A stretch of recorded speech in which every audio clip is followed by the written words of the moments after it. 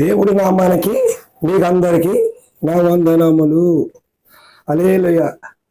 దేవాది దేవుడికి మనం విధేయత కలిగి ఉండాలి. మన తల్లిదండ్రులకి విధేయత కలిగి ఉండాలి.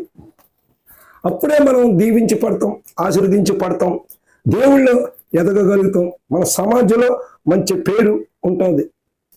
ఈరోజుని తల్లి 9 మాసాలు మనల్ని మోసి, ఎంతో బరువును మోసి ప్రసవించి తల్లి ఈరోజుని ఏగాల కన్నా దోమాల కన్నా కంటికి రెప్పలాగా మనల్ని చూస్తుంది.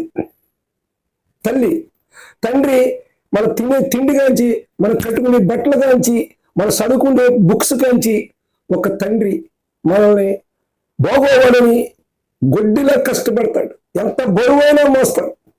పొద్దున్నెళ్ళి సాయంత్రం దాకా కష్టపడతాడు తండ్రి. ఏంటంటే నా బిడ్డలు బాగోవాలి, నా బిడ్డలు బాగా చదువుకోవాలని.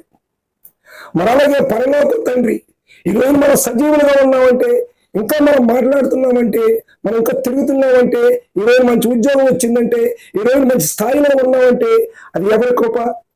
పరలోకములో ఉన్న తండ్రి కృప, దయ. అందుకే దేవుడికి ముందు విధేయత కలిగి ఉండాలి, తల్లిదండ్రులకు విధేయత కలిగి ఉండాలి. ఒక కుమారుడు ఒక తోటకూర రొబ్బ కోసుకొచ్చినప్పుడు తల్లి చక్కగా వండేసింది. ఇది ఎక్కడిది నానా, ఇది ఎక్కడదా బాబా అని అడగలేదు. ఆ కుమారుడు ఏం చేశాడు? మా అమ్మ ఏం అనలేదు కదా అని ఏం చేయడు, తోటకూర రొబ్బ కాంచి పెద్ద దొంగ స్థలంలోకి వెళ్ళిపోయాడు. చిన్న దొంగతనం పెద్ద దొంగతనంలోకి వెళ్ళిపోయిన తర్వాత కుర్రోడిని జైల్లో వేశారు. జైల్లో వేసిన తర్వాత ఉరిశిక్ష అమలైంది.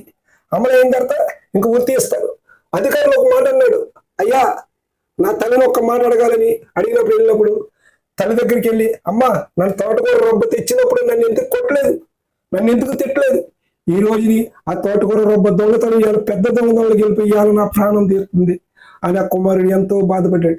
ఈరోజు తల్లిదండ్రులు బిడ్డలు మంచి స్థానంలో మంచి నడకలో నడిపించాలి, మంచి స్థితిలో నడిపించాలి.